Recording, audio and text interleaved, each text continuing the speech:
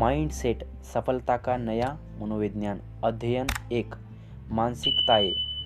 जब मैं युवा शोधकर्ता के रूप में काम शुरू कर रही थी तो एक चीज़ हुई जिसने मेरी ज़िंदगी बदल दी। मुझ में यह समझने का जुनून था कि लोग असफलता कैसे मुकाबला करते हैं। मैंने विद्यार्थियों का अध्ययन करके देखा कि वे अपनी मुश्किल समस्याओं से कैसे जूझते हैं। मैंने स्कूल जाकर एक एक बच्चे को कमरे में बुलाया, उसे आरामदेह महसूस कराया और फिर उससे पजल हल करने को कहा। शुरुआती पजल काफ़ी आसान थी, लेकिन बाद वाली मुश्किल थी। जब विद्यार्थी ऊह आह कर रहे थे, पसीना पसीना हो रहे थे और मेहनत कर रहे थे, तो मैंने उनकी रणनीतियाँ देखी और इस बात पर गौर किया कि वे क्या सोच रहे और महसूस कर रहे हैं। मुझे यह उम्मीद तो थी कि मुश्किल समस्याओं से जूझने के बच्चों के तरीकों में फ़र्क होगा, लेकिन मुझे एक ऐसी चीज़ भी दिखी जिसकी मुझे कतई उम्मीद नहीं थी। मुश्किल पजल से सामना होने पर 10 साल के एक लड़के ने अपनी कुर्सी खींची, अपने हाथ मले, अपने होठ भींचे और जोर से बोला, मुझे चुनौती से प्रेम है। दूसरा पजल पर पसीना बहाते हुए खुशी खुशी बोला, जानती है, मुझे यही उम्मीद थी कि इस काम से मेरा ज्ञान बढ़ेगा। मैं हैरान रह गई और सोचने लगी, इसके साथ क्या गड़बड़ है। मैं शुरू से यह मानती आई थी कि आप या तो सफलता से डटकर मुकाबला करते हैं या फिर नहीं करते। मैंने कभी नहीं सोचा था कि कोई असफलता से प्रेम कर सकता है।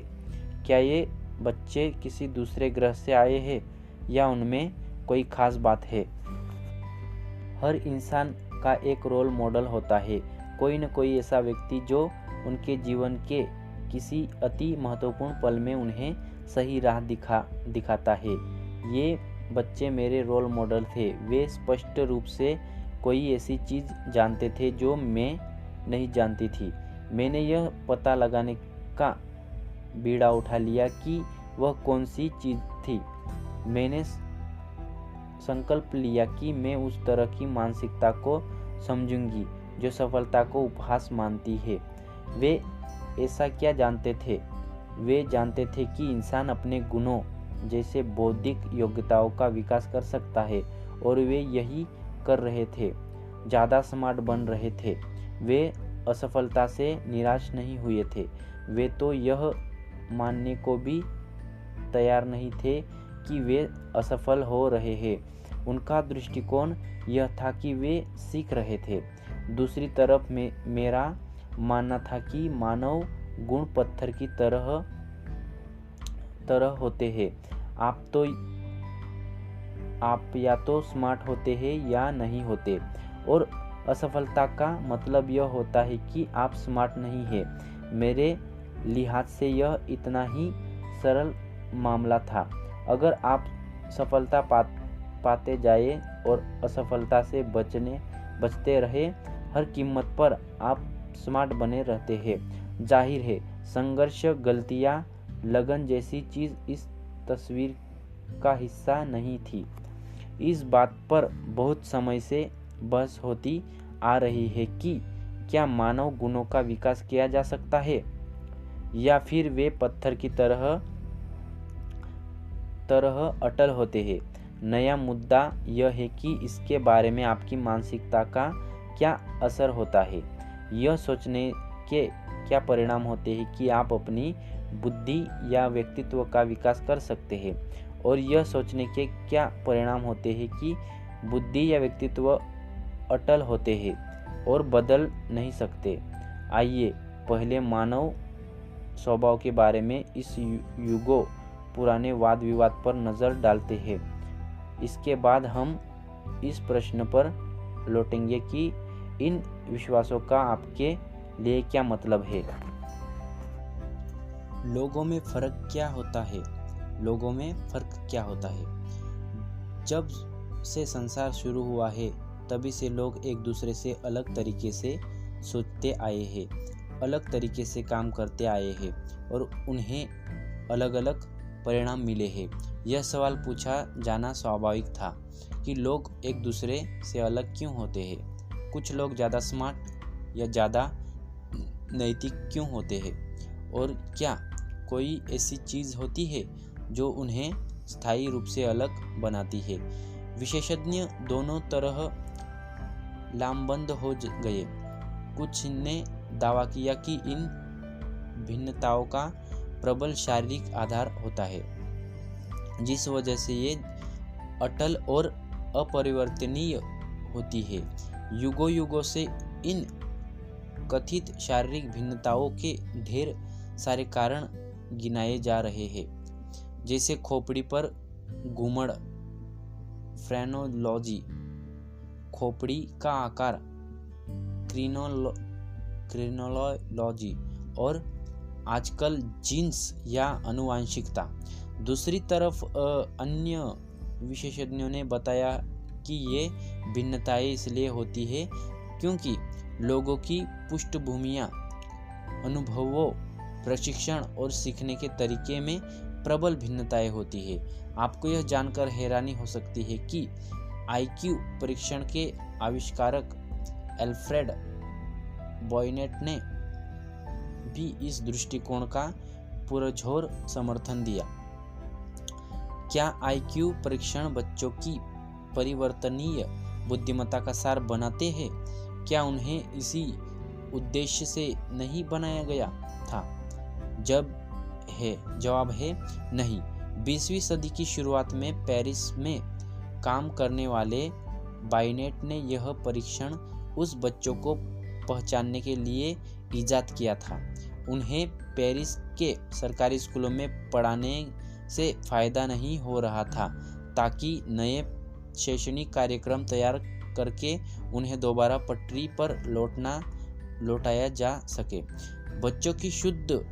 बच्चों की बुद्धि में व्यक्तिगत फर्क तो होता है, लेकिन बायनेट को यकीन था कि शिक्षा और अभ्यास से बुद्धि में आधारभूत परिवर्तन किया जा सकता है। यहाँ उनकी मुख्य पुस्तकों में से एक मॉडर्न आइडियाज अबाउट चिल्ड्रन का एक उदाहरण देखिए, जिसमें उन्होंने सैकड़ों बच्चों के परीक्षणों का सार बताया है जिन्हें सीखने में मुश्किल आ रही थी। कुछ आधुनिक दार्शनिक दावा करते हैं कि इंसान की बुद्धि एक निश्चित संख्या होती है जिसे बढ़ाया नहीं जा सकता। हमें इस क्रूर निराशावाद के खिलाफ प्रतिरोध और प्रतिक्रिया करनी चाहिए। अभ्यास, प्रशिक्षण और सबसे बढ़कर प्रणाली की मदद से हम अपने ध्यान, अपनी स्मृति, अपने विवेक को बढ़ा सकते हैं और वास्तव में सबसे पहले ज़्यादा बुद्धिमान बन सकते हैं। सही कौन है? आज अधिकतर विशेषज्ञ सहमत है कि यह या वह वाली बात नहीं है। प्रकृति या परवरिश, जीन्स या परिवेश जैसी कोई द्वंद्व नहीं है।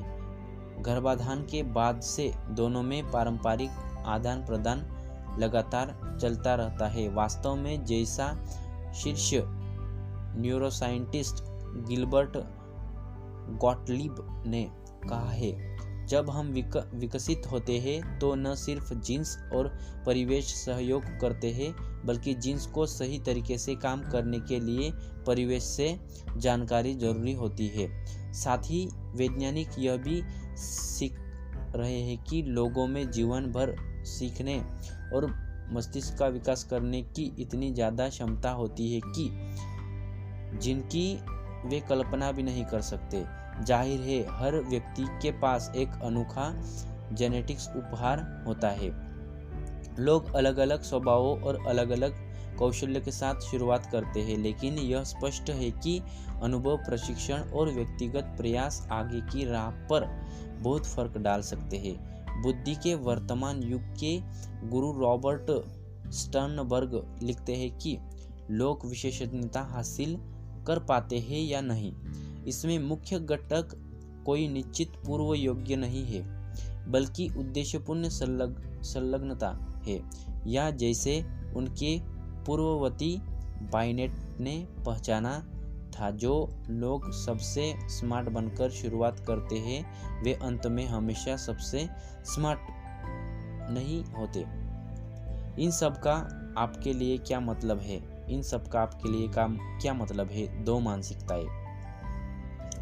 वैज्ञानिक मुद्दों पर विशेषज्ञ की राय एक बात है, एक समझना दूसरी बात है कि ये दृष्टिकोण आपके जीवन पर कैसे लागू होते हैं। मैं 30 साल से शोध कर रही हूँ और इसका सार यह है कि आपका दृष्टिकोण इस बात पर गहरा असर डालता है कि आप अपनी जिंदगी कैसे जीते हैं। इसी से यह तय होता है कि क्या आप वह व्यक्ति बनते हैं जो आप बनना चाहते हैं, और क्या आप वे चीज़ हासिल कर पाते हैं जिन्हें आप महत्वपूर्ण मानते हैं।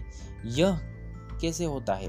एक सरल विश्वास या मान्यता में आपके मनोविज्ञान और इसके फलस्वरूप आपके जीवन को बदलने की शक्ति कैसे विकसित हो सकती है। जब आपको यह विश्वास होता है कि आपके गुण पत्थर की तरह होते हैं, तो आप निश्चित मानसिकता के तरह काम करते हैं। इससे आपको खुद को बार बार स्मार्ट साबित करने की जरूरत महसूस होती है। अगर आपके पास बुद्धि की निश्चित मात्रा है, निश्चित व्यक्तित्व है और निश्चित नैतिक चरित्र है, तो आपको इन्हें तथा खुद को श्रेष्ठ साबित करने की जरूरत महसूस होती है। इन मानसिकता के इन सबसे बुनियादी गुणों के मामले में कमतर दिखाना या महसूस करना नहीं चाहते हैं। हम में से कुछ लोग को बचपन से ही इस मानसिकता का प्रशिक्षण दे दिया जाता है। बचपन से ही मैं स्मार्ट बनने पर केंद्रित थी, लेकिन मुझ में निश्चित मानसिकता भरने का श्रेय 6ठे ग्रेड की टीचर श्रीमती विल्सन को जाता है। अल्फ्रेड वायनेट के विपरीत वे मानती थी कि लोगों के आईक्यू स्कोर ही उनकी बुद्धि की पूरी कहानी बता देते हैं। वे हमें आईक्यू के क्रम में क्लास में बिठाती थी। वे केवल सर्वोच्च आईक्यू वाले विद्यार्थियों को ही झंडा उठाने, बोर्ड साफ करने या प्रिंसिपल के पास चिट्ठी लेकर जाने का काम सौंपती थी। उनकी आलोचना से हर दिन पेट में दर्द होने लगता था। इसके अलावा यह मानसिकता भी बन जाती थी जिसमें क्लास के हर विद्यार्थी के दिलो दिमाग पर एक ही लक्ष्य हावी हो जाता था, स्मार्ट दिखो, मूर्ख मत दिखो। कोई क्यों सिखाने की परवाह करता, सीखने का आनंद लेता, क्योंकि जब भी वे हमारा टेस्ट लेती थी या क्लास में हमें कुछ सिखाती थी तो हमारा पूरा अस्तित्व ही दांव पर लगा होता था। मैंने बहुत से लोगों को देखा है जिनके दिलो दिमाग पर खुद को साबित करने का लक्ष्य हावी रहता है। क्लास में, करियर में, एक संबंधों में, हर स्थिति में वे अपनी बुद्धि, व्यक्तित्व या चरित्र की पुष्टि करने का तरीका खोजते हैं।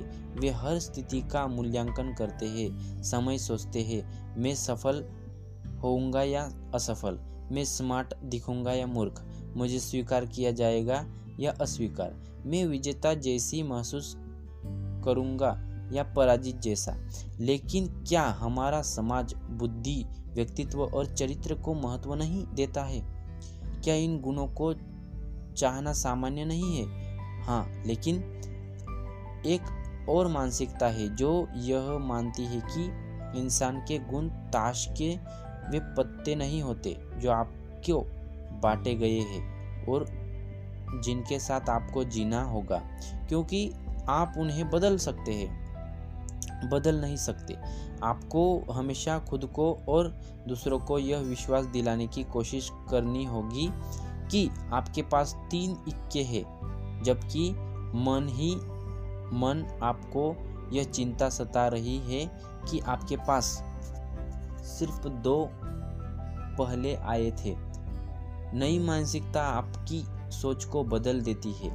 यह मानती है कि आपको जो ताश के पत्ते मिले हैं वे विकास के शुरुआती बिंदु है। यह विकासवादी मानसिकता इस विश्वास पर आधारित है कि आप अपनी कोशिशों, अपनी रणनीतियों और विश्वासों की सहायता के जरिए अपने बुनियादी गुणों का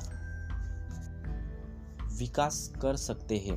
हालांकि लोगों के शुरुआती गुण, योग्यता, रुचि या स्वभाव पूरी तरह अलग हो सकते हैं, लेकिन हर व्यक्ति मेहनत और अनुभव के जरिए बदल सकता है तथा विकास कर सकता है। क्या इस मानसिकता वाले लोग यह मानते हैं कि कोई भी कुछ भी बन सकता है? क्या वे ऐसा मानते हैं कि उचित प्रेरणा या प्रशिक्षण मिलने पर कोई भी आइंस्टाइन या बीथोवन बन सकता है? नहीं, लेकिन वे यह जरूर मानते हैं कि व्यक्ति की सच्ची क्षमता छिपी होती है और जिसे जाना भी जा सकता है कि पहले से यह देखना असंभव होता है कि बरसों के जोश, मेहनत तथा प्रशिक्षण की मदद से कितना कुछ हासिल किया जा सकता है। क्या आप जानते हैं कि डार्विन और टॉल्स्टॉय को बचपन में सामान्य माना जाता था कि महान गोल्फ खिलाड़ी बेन हॉगन बचपन में पूरी तरह से असमन्वित और फुहड़ थे, कि फोटोग्राफर सिंडी शर्मन, जो 20वीं सदी के सबसे महत्वपूर्ण फोटोग्राफरों की लगभग हर सूची में रही है, अपने पहले फोटोग्राफी कोर्स में फेल हो गई थी, कि जेरल्डाइज पेज, जो हमारी सबसे बड़ी अभिनेत्रियों में से एक है, को प्रतिभा न होने की वजह से अभिनय छोड़ने की सलाह दी गई थी। आप यह देख सकते हैं कि वांछित गुणों को विकसित किया जा सकता है। इस विश्वास से सीखने के प्रति जोश बढ़ता है। बार बार यह साबित करने में समय बर्बाद क्यों करना कि आप कितने महान हैं, जबकि उस समय में आप बेहतर बन सकते हैं। कमियों को दूर करने के बजाय उन्हें क्यों छुपाए? अपने आत्मगौरव को टेक लगाने वाले मित्रों या साझेदारों की तलाश क्यों करें, जबकि आप खुद को विकास की चुनौती देने वाले मित्रों या साझेदारों की तलाश कर सकते हैं और आजमाए हुए तथा पुराने अनुभवों को क्यों चाहे, जबकि आप नए अनुभव हासिल कर सकते हैं जो आपकी क्षमता तथा योग्यता को बढ़ाए। लगातार अपनी क्षमता का विस्तार करना और पूरे जोश से करना, जब या खासकर यह अच्छा नहीं चल रहा हो, विकासवादी मानसिकता की निशानी है। यह वह मानसिकता है जो लोगों के चुनौतीपूर्ण समय में उन्हें विकास करने की अनुमति देता है। दोनों मानसिकताओं का दृष्टिकोण। ये दोनों मानसिकताएं कैसे काम करती है, इसे ज़्यादा अच्छी तरह से समझने के लिए कल्पना करें। जितनी स्पष्टता से आप कर सकते हो कि आप एक युवा वयस्क है जिसका दिन बहुत बुरा जा रहा है। एक दिन आप एक बहुत महत्वपूर्ण विषय की क्लास में जाते हैं जिसे आप बहुत पसंद करते हैं। प्रोफेसर पूरी क्लास को मिड टर्म टेस्ट के परिणाम बताते हैं। आपको C+ मिलता है। आप बहुत निराश हैं। उस शाम घर लौटते समय आपका गलत पार्किंग के लिए चालान कट जाता है। बहुत कुंठित होकर आप अपने सबसे अच्छे मित्र को फोन करके अपना दुखड़ा सुनाते हैं, लेकिन वह व्यस्तता की बात बोलकर आपका फोन रख देता है। आप क्या सोचेंगे? आप क्या महसूस करेंगे? आप क्या करेंगे? जब मैंने निश्चित मानसिकता वाले लोगों से पूछा तो वे बोले, मैं महसूस करूंगा कि मुझे पूरी तरह अस्वीकृत कर दिया गया है। मैं समझूंगा कि मैं पूरी तरह से असफल हूँ, मैं मूर्ख हूँ, मैं पराजित हूँ, मैं अयोग्य और मूर्ख महसूस करूँगा। हर व्यक्ति मुझसे बेहतर है, मैं कचरा हूँ। दूसरे शब्दों में, जो हुआ है उसे वे अपनी अक्षमता और योग्यता का सीधा पैमाना मान रहे हैं।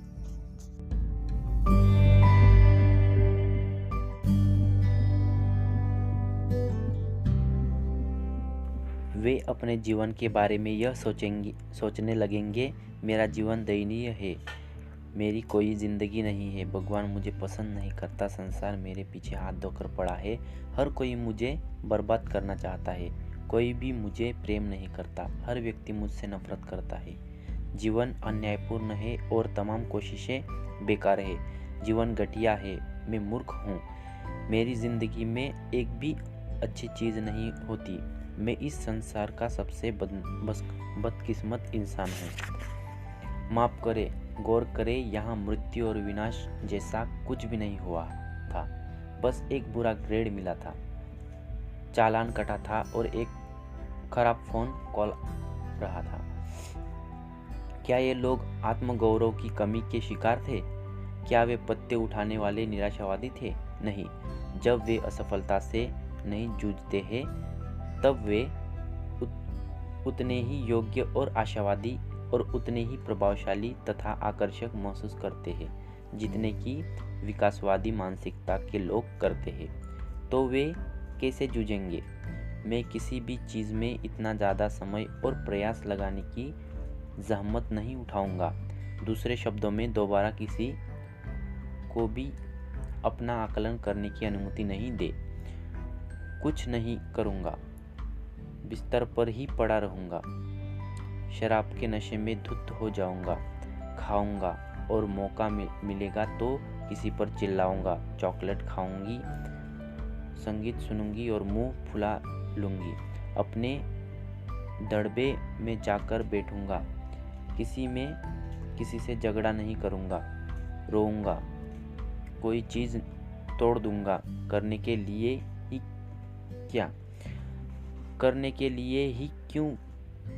क्या?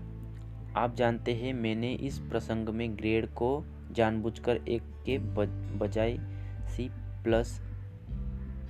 लिखा था, एक के बजाय C+ लिखा था, और इस बात पर भी गौर करें कि यह अंतिम परीक्षा नहीं बल्कि मिड टर्म परीक्षा थी।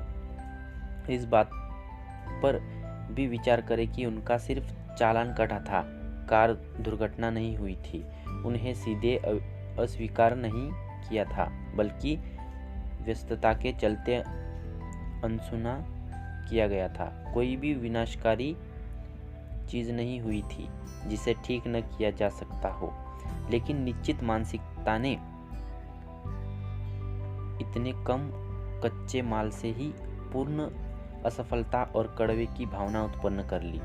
जैसे मैंने विकासवादी मानसिकता वाले लोगों को यह प्रसंग दिया तो उन्होंने यह कहा, वे यह सोचेंगे, मुझे क्लास में ज़्यादा कड़ी मेहनत करने की ज़रूरत है, कार ज़्यादा सावधानी से पार्क करनी चाहिए, और मेरे ख्याल से शायद मेरे मित्र का दिन खराब रहा होगा।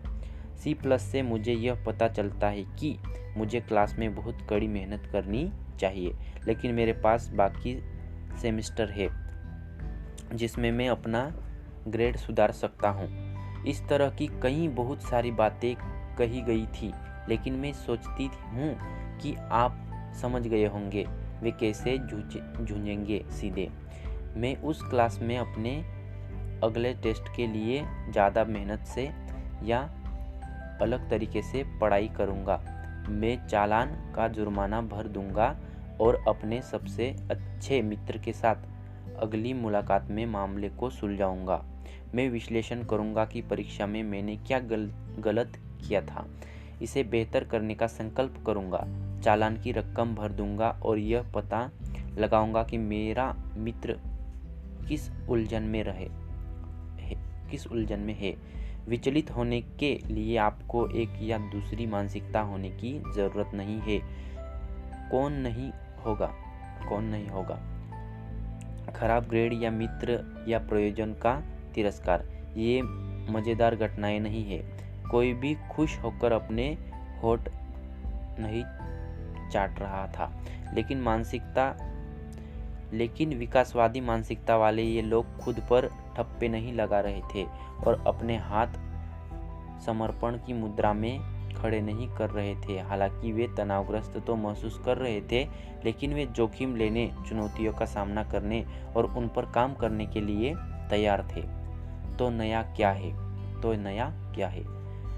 क्या यह इतना नया विचार है? हमारी बहुत सी कहावतें जोखिम के महत्व और लगन की शक्ति पर जोर देती है, जैसे जोखिम नहीं तो लाभ नहीं, और अगर आप पहल सफल नहीं होते हैं तो दोबारा बार बार कोशिश करें, या रोम एक दिन में नहीं बना था।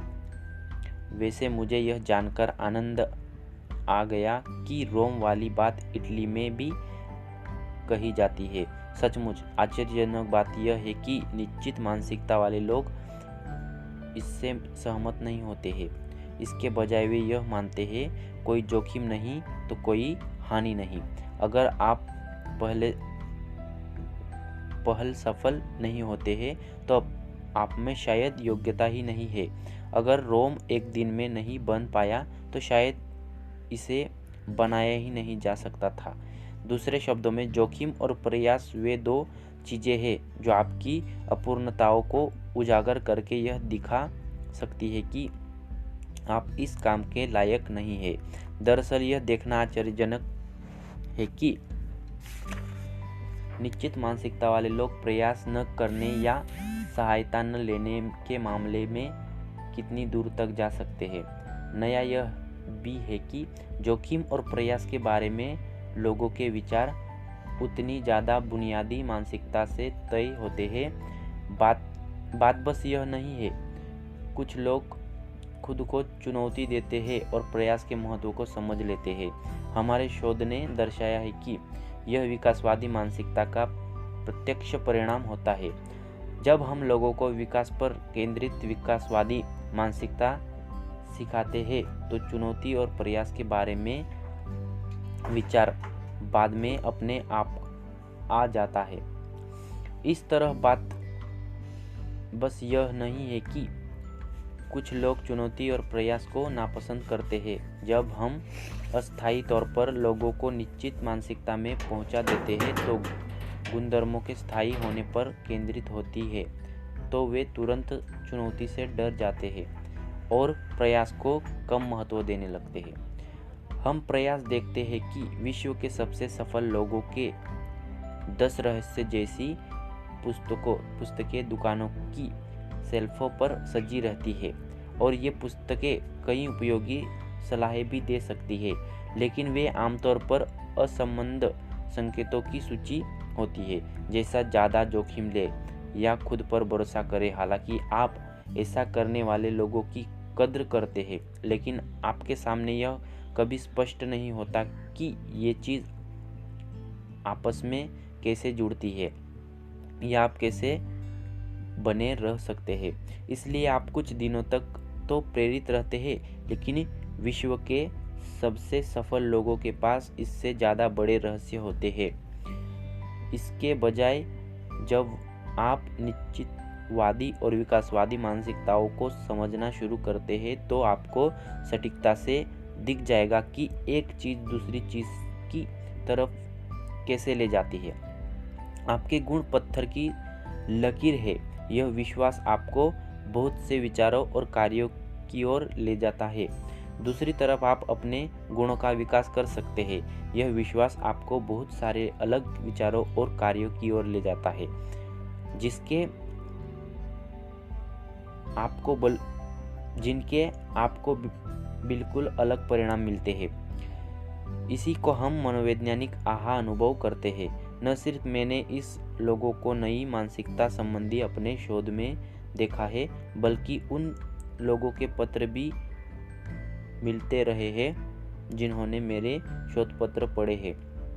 मेरी लिखी बातों में वे खुद को पहचान लेते हैं। जब मैंने आपका लेख पढ़ा तो वास्तव में मैं खुद से बार बार बोली कि यह मैं हूँ, यह मैं हूँ। वे संबंध देख लेते हैं। आपके लेख से मैं बिल्कुल ठग रह गई। मुझे तो ऐसा लगा जैसे मुझे सृष्टि का रहस्य मिल गया हो। वे अपनी मानसिकता को मुड़ते तथा बदलते हुए महसूस करते हैं। मैं निश्चित रूप से यह कह सकती हूँ कि मेरी खुद की सोच में एक तरह की व्यक्तिगत क्रांति हुई है और यह बड़ी रोचक भावना है। और वे इस नई सोच का अभ्यास खुद पर तथा दूसरों पर कर सकते हैं। आपके काम की भागदौड़ बच्चों के साथ मेरे दृष्टिकोण तथा कामकाज का कायाकल्प हो गया है और मैं शिक्षा को एक अलग चश्मे से देखने लगी हूँ।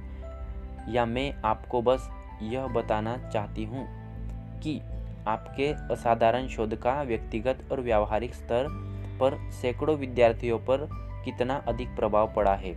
मुझे कोच और व्यावसायिक दिग्गजों के भी ऐसे बहुत से पत्र मिलते हैं।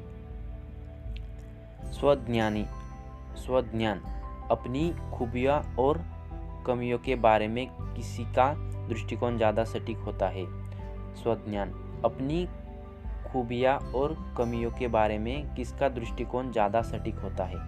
देखिए, विकासवादी मानसिकता वाले लोग खुद को आइंस्टाइन या बीथोवन या शायद नहीं मानते होंगे, लेकिन क्या इस बात की ज़्यादा संभावना नहीं है कि अपनी योग्यताओं के बारे में उनके ज़रूरत से ज़्यादा ऊंचे दृष्टिकोण होंगे, जिस वजह से वे उन चीज़ों की कोशिश करेंगे जिनमें वे सक्षम नहीं है।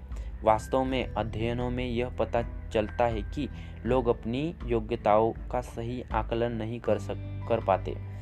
हाल में हमने यह देखा कि कोशिश की किस मानसिकता वाले लोगों के गलत आकलन करने की सबसे ज़्यादा आकांक्षा है। निश्चित रूप से हमने पाया कि लोगों ने अपने प्रदर्शन और योग्यता का बहुत गलत आकलन किया, लेकिन यह गलती पूरी तरह से निश्चित मानसिकता वाले लोगों से ही हुई। विकासवादी मानसिकता वाले लोग इस संदर्भ में आश्चर्यजनक रूप से सटीक निकले। जब आप इस बारे में सोचते हैं तो इसमें समझदारी नजर आती है। अगर विकासवादी मानसिकता वाले लोग की तरह आप भी यह मान लेते हैं कि आप अपना विकास कर सकते हैं, तो आप अपनी वर्तमान योग्यताओं के बारे में सटीक जानकारी का स्वागत करेंगे, भले ही यह जानकारी आपको अच्छी न लगती हो। इतनी ही नहीं, अगर आप में सीखने की भी उनके जैसी प्रवृत्ति हो, तो प्रारंभिक ढंग से सीखने के लिए आपको अपनी वर्तमान योग्यताओं के बारे में सटीक जानकारी की ज़रूरत होगी। लेकिन निश्चित मानसिकता वाले लोगों के मामले में स्थिति बदल जाती है। अगर हर चीज़ आपके मूल्यवान गुणों के बारे में अच्छी या बुरी खबर होती है, जैसे कि निश्चित मानसिकता वाले लोगों के साथ होती है, तो विकृति लगभग हमेशा तस्वीर में दाखिल हो जाती है। कुछ परिणामों को बढ़ा चढ़ाकर बताया जाता है, बाकी को बहाने बनाकर स्पष्ट किया जाता है, और इससे पहले कि आपको पता चले आप अपने बारे में रत्ती भर भी जानकारी हासिल नहीं कर पाते। हावर्ड गार्डनर ने अपनी पुस्तक एक्स्ट्रा ऑर्डिनरी माइंडसेट में यह निष्कर्ष किया है कि असाधारण व्यक्तियों में अपनी खुद की शक्तियाँ और कमजोरियों को पहचानने का विशेष गुण होता है। रोचक बात यह है कि यह गुण विकासवादी मानसिकता वाले लोगों में साफ नजर आता है। आगे क्या है? असाधारण लोगों में एक और चीज़ यह नजर आती है कि उनमें जीवन की असफलताओं को भावी सफलताओं में बदलने का विशेष गुण होता है। सृजनात्मक शोधकर्ता इस बात से सहमत है। 143 सृजनात्मक श्रोताओं का सर्वे किया गया था और वे सृजनात्मक उपलब्ध में नंबर 1 घटक के बारे में आमतौर पर सहमत थे। यह घटक था विकासवादी मानसिकता से उत्पन्न होने वाली लगन और लचीलापन। आप एक बार फिर पूछ सकते हैं, एक छोटा सा विश्वास इस सब की ओर कैसे ले जाता है। चुनौती से प्रेम, प्रयास या मेहनत में विश्वास, असफलताओं के सामने लचीलापन और ज़्यादा कड़ी, ज़्यादा सृजनात्मक सफलता। आगे आने वाले अध्ययनों में आप सटीकता से देखेंगे कि यह कैसे होता है, कैसे मानसिकताएं उसे बदल देती है जिसकी खातिर लोग कोशिश करते हैं और जिसे वे सफलता मानते हैं। वे असफलता की परिभाषा, महत्व और प्रभाव को कैसे बदल देते हैं और वे प्रयास के सबसे गहरे अर्थ को कैसे बदल देते हैं। आप देखेंगे कि ये मानसिकताएं स्कूल में, खेल जगत में, ऑफिस में और संबंधों में अपना प्रभाव कैसे दिखाती है। आप देखेंगे कि वे कहाँ से उत्पन्न होती है और उन्हें कैसे बदला जा सकता है। अपनी मानसिकता का विकास करें। अपनी मानसिकता का विकास करें। अपनी मानसिकता कौन सी है? बुद्धि संबंधी इन सवालों के जवाब दें।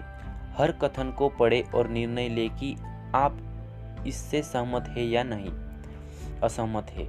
1. आपकी बुद्धि आपके बारे में एक बहुत बुनियादी चीज़ है जिसे आप बहुत ज़्यादा नहीं बदल सकते। 2.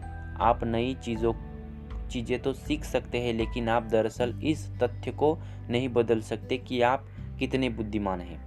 3. चाहे आप में कितनी भी ज़्यादा बुद्धि हो, लेकिन आप हमेशा इसे काफ़ी कुछ बदल सकते हैं। 4. आप जितने बुद्धिमान हैं उसे आप हमेशा महत्वपूर्ण रूप से बदल सकते हैं।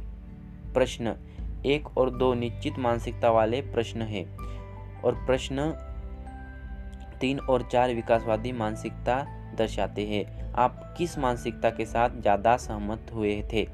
हो सकता है कि यह मिश्रण हो, लेकिन ज़्यादातर लोग का सुझाव किसी एक या दूसरी मानसिकता की तरफ होता है। दूसरी योग्यता के बारे में भी आपके विश्वास होते हैं। आप बुद्धि के बदले में कलात्मक प्रतिभा, खेल योग्यता या व्यावसायिक योग्यता भी रख सकते हैं। ऐसा करके देखिए। यह सिर्फ आपकी योग्यता के बारे में नहीं है, यह आपके व्यक्तिगत गुणों के बारे में भी है। व्यक्तित्व और चरित्र संबंधी इन कथनों को देखें और निर्णय लें कि आप इनमें से प्रत्येक से ज़्यादातर सहमत होते हैं या असहमत। 1.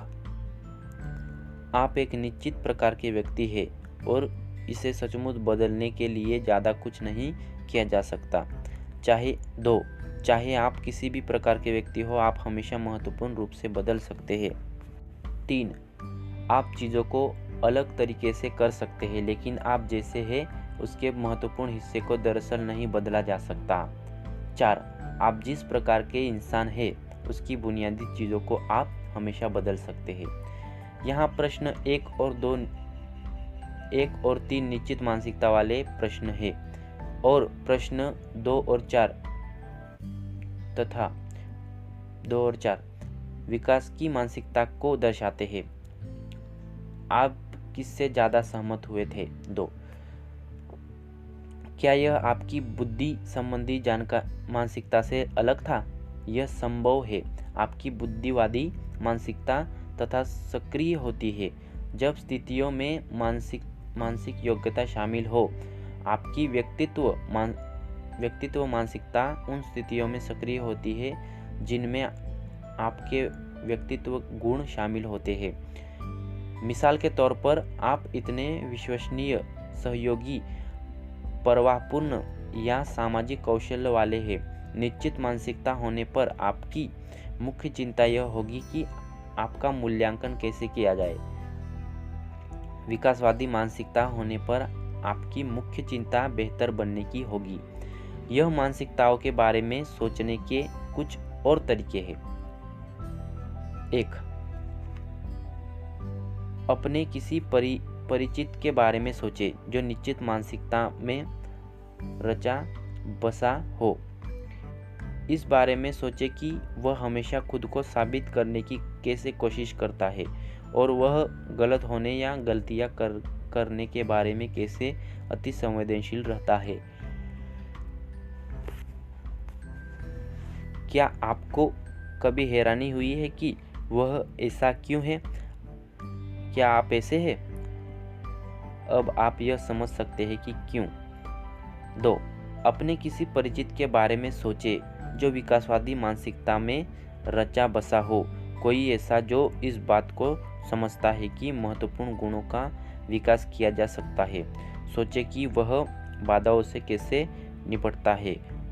उन चीज़ों के बारे में सोचें जो वह खुद को थकाने के लिए करता है। वे कुछ तरीके कौन से थे जिनसे आप खुद को बदलना या थकाना पसंद करेंगे? 3. ठीक है, अब कल्पना करें कि आपने एक नई भाषा सीखने का निर्णय लिया है और आपने एक क्लास में नाम लिखा लिया है। कोर्स के कुछ सत्र बाद शिक्षक आपको कमरे में सबके सामने बुलाता है और आप पर एक के बाद एक सवालों की झड़ी लगा देता है। खुद को निश्चित मानसिकता में रखें। आपकी योग्यता दांव पर लगी है।